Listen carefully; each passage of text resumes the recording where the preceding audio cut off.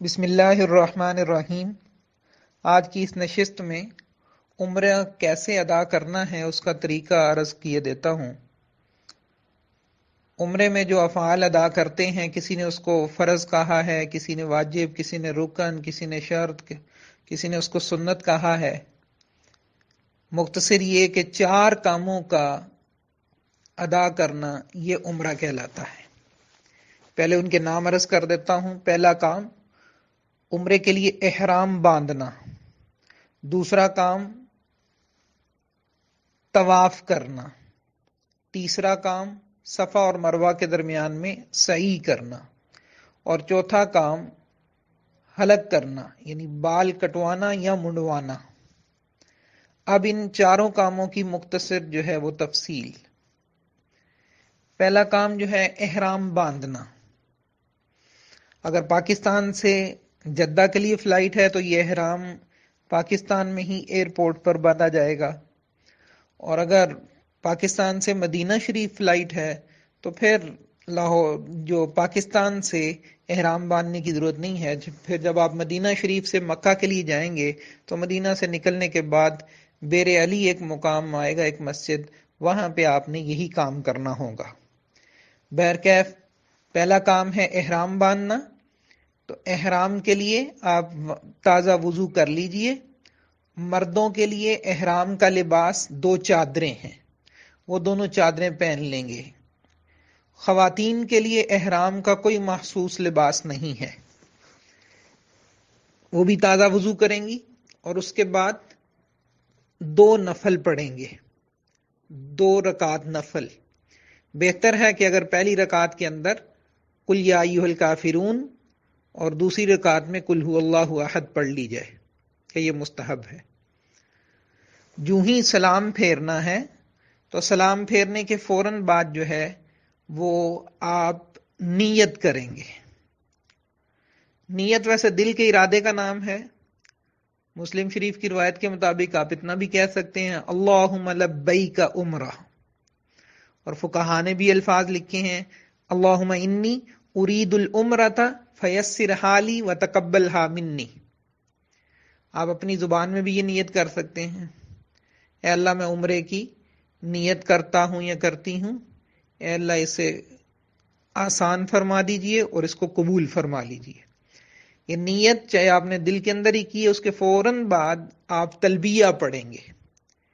تلبیہ جو ہے وہ لبیک اللہم لبیک لبیک لا شریک لک لبیک ان الحمد والنعمت لک والملک لا شریک لک۔ تلبیہ آپ نے جب بھی پڑھنا ہے پورا پڑھیے گا۔ مرد تھوڑی سی اونچی آواز سے یہ تلبیہ پڑھیں اور خواتین آہستہ آواز سے تلبیہ پڑھیں۔ جو ہی آپ نے 2 نفل پڑھنے کے بعد نیت کی اور تلبیہ پڑھا تو احرام بند گیا۔ چادریں باندھنے کا نام احرام نہیں ہے، یہ نیت کے ساتھ اور تلبیہ پڑھتے ہی آپ پر احرام آپ کا بند گیا۔ احرام بندنے کا مطلب کیا ہے کہ آپ پر کچھ پابندیاں عائد ہو گئی ہیں، یعنی مرد اور عورت اب بال نہیں کٹوا سکتے، مرد اور عورت ناخن نہیں کاٹ سکتے، مرد اور عورت خوشبو استعمال نہیں کر سکتے، مرد وہ سلا ہوا کپڑا نہیں پہن سکتے، مرد جو ہے اپنا سر نہیں ڈھانپ سکتے، اور اسی طرح سے ہاتھ اور پاؤں نہیں ڈھانپ سکتے۔ خواتین جو ہیں وہ پاؤں ہاتھ ڈھانپ سکتی ہیں، سر بھی ان کا ڈھانپا ہوا ہوگا۔ چہرے پہ اگر پردہ کرتی ہیں تو چہرے پی کیپ پہن لیں اور آگے وہ لٹکا لیجئے، بس یہ احتیاط رہے کہ چہرے کے اوپر کپڑا مت لگے، چہرے کے اوپر پکڑ۔ ویسے ہوا سے اڑ کے لگ جانا کوئی حرج والی بات نہیں ہے، مستقل ایسا نہ ہو کہ چہرے کے ساتھ کپڑا لگ رہا ہو۔ اور مرد اور عورت جو ہے وہ ازدواجی تعلق قائم نہیں کر سکتے۔ یہ پابندیاں ہیں، اس کا مطلب احرام بن گیا۔ یہ عمرے کا پہلا کام۔ اب عمرے کا دوسرا کام یہ، اب آپ نے وہاں پہ پہنچ گئے ہیں، حرم میں پہنچے ہیں، تو وہاں پہ درمیان کی تفصیل میں چھوڑ رہا ہوں، کسی اور کلپ میں انشاءاللہ وہ بھیج دوں گا۔ عمرے کا دوسرا کام طواف کرنا۔ بیت اللہ پر جب پہلی نظر پڑتی ہے تو اہل علم نے لکھا ہے جو دعا مانگی جائے وہ اللہ پاک قبول فرماتے ہیں۔ دعا کی قبولیت کا وقت ہے بیت اللہ کی طرف دیکھ کر، اور آپ کہیں 3 مرتبہ اللہ اکبر اللہ اکبر اللہ اکبر لا الہ الا اللہ، اور اس کے بعد جو آپ کے دل میں دعا ہے وہ آپ دعا مانگیے۔ اب اس کے بعد آپ عمرے کا دوسرا کام یعنی طواف کرنے کے لیے بیت اللہ کی طرف بڑھیے۔ تو بیت اللہ کی طرف جب آپ جا رہے ہیں تو تھوڑے سے فاصلے پر اب مرد 3 کام کریں گے اور خواتین 2 کام کریں گی۔ پہلا کام، مرد اور خواتین دونوں تلبیہ پڑھنا بند کر دیں گے۔ اس سارے سفر میں کوشش کریں تلبیہ خوب کثرت سے ہو، لیکن جب آپ طواف شروع کرنے لگی ہیں تو طواف سے پہلے آپ تلبیہ پڑھنا بند کر دیں گے۔ اور دوسرا کام جو ہے، مرد اور عورت وہ نیت کر لیں گے کہ اب ہم طواف کے ساتھ بیت اللہ کے 7 چکروں کی نیت کرتے ہیں، اے اللہ اس کو آسان فرما دیجئے اور اس کو قبول فرما دیجئے۔ اور تیسرا کام وہ مرد کریں گے، وہ ہے استباء کرنا۔ استباء کسے کہتے ہیں؟ مرد اپنا دایاں کندھا جو ہے وہ ننگا کر لیں گے، یعنی جو اوپر والی چادر ہے وہ دائیں بغل کے نیچے سے گزار کے بائیں مونڈے کے اوپر ڈال دیں، تو آپ کا دایاں جو کندھا ہے وہ ننگا ہو جائے گا۔ یہ مردوں کے لیے۔ اب آپ آگے طواف کے لیے تشریف لیں۔ طواف کے لیے حرم کے اندر سبز ٹیوب لائٹس لگی ہوئی ہیں، آپ بس وہ حجر اسود جو 4 کونے ہیں بیت اللہ کے، حجر اسود والا کونا جو ہے اس سے تھوڑا سا پہلے، اب پھر دوبارہ آپ نے 2 کام کرنے ہیں چند سیکنڈ کے اندر۔ پہلا کام یہ کریں گے استقبال کعبہ۔ استقبال کعبہ کیا ہے کہ آپ بیت اللہ کی طرف یعنی حجر اسود کی جانب ہاتھ یوں اٹھائیں گے جیسے تکبیر تحریمہ میں اٹھاتے ہیں، اور کہیں گے بسم اللہ اللہ اکبر وللہ الحمد، اور ہاتھ نیچے چھوڑ دیں گے۔ یہ آپ کا استقبال ہو گیا۔ اس کے بعد آپ بالکل حجر اسود کے سامنے آ جائیں گے اور یوں کھڑے ہوں گے کہ آپ کی بیک سائڈ پہ دونوں کندھوں کے درمیان سبز ٹیوب لائٹ آئے پیچھے بیک پہ آپ کے، اور اب آپ نے ہاتھ یوں اٹھانے ہیں جیسے آپ نے حجر اسود کے اوپر رکھے ہوئے ہیں، اور دوبارہ یہی کلمات کہیں بسم اللہ اللہ اکبر وللہ الحمد، اور اس کے بعد ہتھیلیوں کو چوم لیں۔ اسے کہتے ہیں استلام۔ پہلے استقبال کریں گے پھر استلام کریں گے۔ اب اس کے بعد کیا کرنا ہے؟ طواف شروع کر دیں گے۔ اینٹی کلاک وائز ہوگا آپ کا، یوں آپ طواف شروع کریں گے کہ آپ کے دائیں کندھے کی جانب جو ہے وہ سبز ٹیوب لائٹ ہوگی اور بائیں کندھے کی جانب آپ کے حجر اسود ہوگا۔ اب آپ گھومنا شروع کر دیں گے۔ اب طواف کے اندر کیا کرنا چاہیے، کیا پڑھنا چاہیے؟ تو طواف میں آپ بعضی کتابوں کے اندر دعائیں لکھی ہوئی ہیں، پہلے چکر کی، دوسرے کی، تیسرے کی، وہ دعائیں مسنون نہیں ہیں کہ پہلے چکر میں یہ پڑھنی، دوسری وہ آپ کو یاد ہوں آپ پڑھ سکتے ہیں، ٹھیک، لیکن جو آپ اس کے علاوہ قرآنی دعائیں پڑھ سکتے ہیں۔ آپ مسنون اور معثورہ دعائیں جو سنت سے ثابت ہیں، اللہ کے نبی نے مانگی، وہ دعائیں مانگ سکتے ہیں، اور آپ اپنی زبان میں جو دعا مانگنا چاہیں آپ دعائیں مانگ سکتے ہیں۔ اس کے علاوہ طواف کے دوران میں آپ تیسرا کلمہ اور درود پاک اس کی کثرت رکھیے، اور طواف کرتے ہوئے آپ جب چکر آپ کا مکمل ہو تو آپ تیسرے جو کونا ہے بیت اللہ کا اس کو رکن یمانی کہتے ہیں۔ رکن یمانی سے رکن یعنی جہاں حجر اسود ہے وہاں تک، یہاں اللہ کے نبی کی ایک جو ہے نا دعا آپ نے ریکمینڈ فرمائی ہے۔ آپ نے فرمایا کہ یہاں پہ ربنا آتنا فی الدنیا حسنہ وفی الآخرۃ حسنۃ وقنا عذاب النار وادخلنا الجنۃ مع الابرار یا عزیز یا غفار یا رب العالمین، یہ دعا آپ یہاں پہ پڑھ سکتے ہیں۔ دعا کی قبولیت کی جگہ ہے یہ۔ اور جب آپ دوبارہ سے حجر اسود کے سامنے آئیں گے تو اب آپ نے پھر جو ہے وہ استلام کرنا ہوگا، بسم اللہ اللہ اکبر وللہ الحمد، اور پھر ہتھیلیوں کو چوم لیں گے۔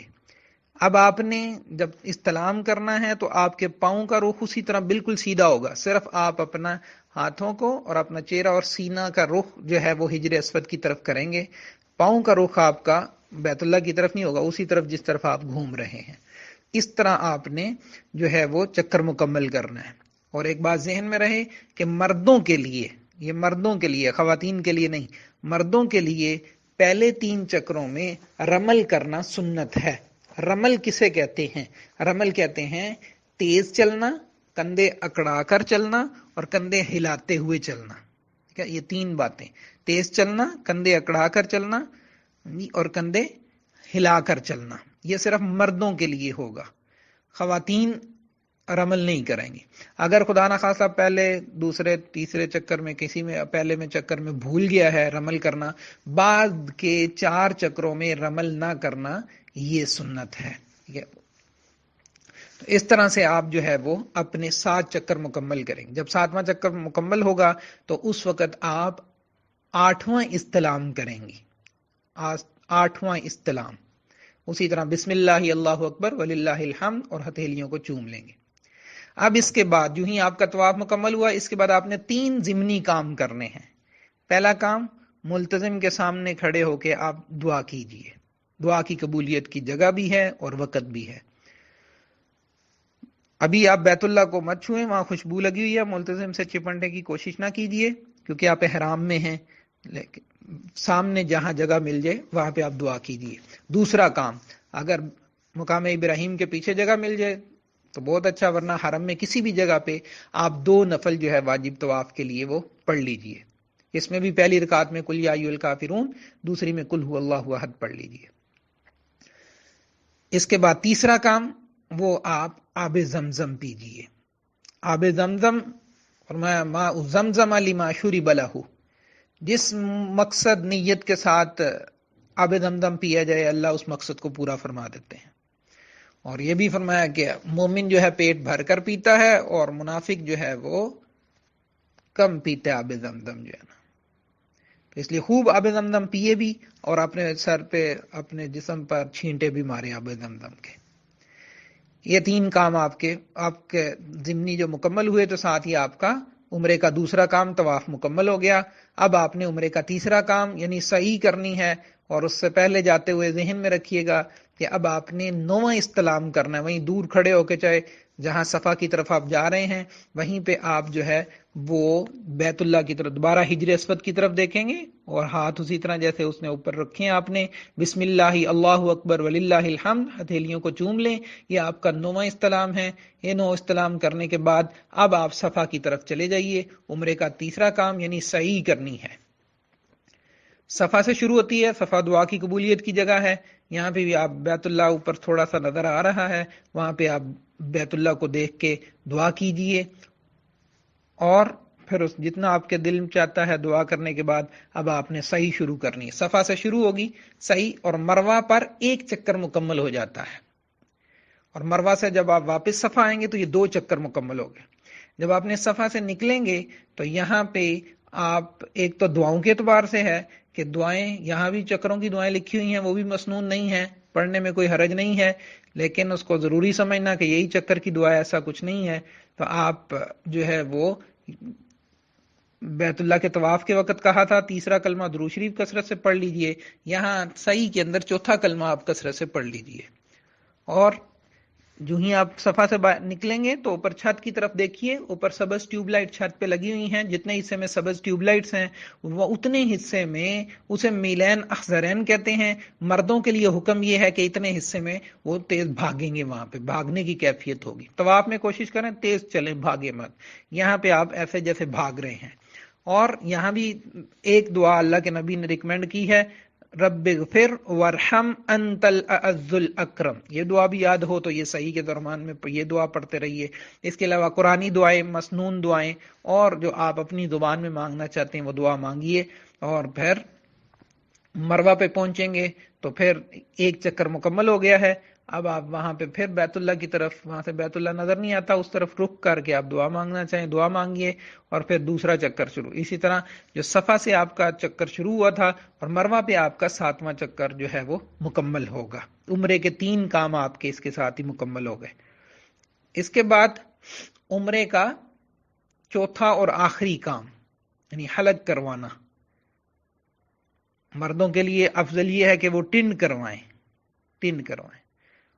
اور اگر بال ان کے بہت بڑے ہیں تو وہ کٹوا بھی سکتے ہیں. افضل یہی ہے ٹنڈ کروانا. اور خواتین کے لیے کہ وہ اپنے بال جو نیچے اگر اس کی نوک وغیرہ نکلی ہو تو وہ تھوڑی سی نوک کو کاٹ کے تو برابر کر لیں، اور اتنے بال پکڑ لیں جس میں بال سر کے بالوں کے زیادہ حصہ اس میں موجود ہو، بال موجود ہوں، اسے آپ اپنی شہادت کی انگلی کے اوپر اگر لپیٹ لیں تو جہاں دوبارہ وہ پوری انگلی کے اوپر جو ہی آیا ہے وہاں سے آپ اتنے بال کینچی سے کاٹ دیجئے۔ جو ہی بال کاٹے یا ٹنڈ کروائی تو ساتھ ہی عمرے کا چوتھا کام بھی مکمل ہو گیا، یعنی حلق کروانا، بال کٹوانا، اور جو ہی بال کاٹے ہیں ساتھ ہی احرام کھل گیا۔ ٹھیک ہے، چادروں کے باندھنے کا نام احرام باندھنا نہیں ہے، اور چادروں کے کھولنے کا نام احرام کھولنا ہے، بلکہ وہ پابندیاں لگی تھیں، جو ہی بال کٹے ہیں وہ پابندیاں ختم ہو گئیں، اس کے ساتھ ہی آپ کا عمرہ مکمل ہو گیا۔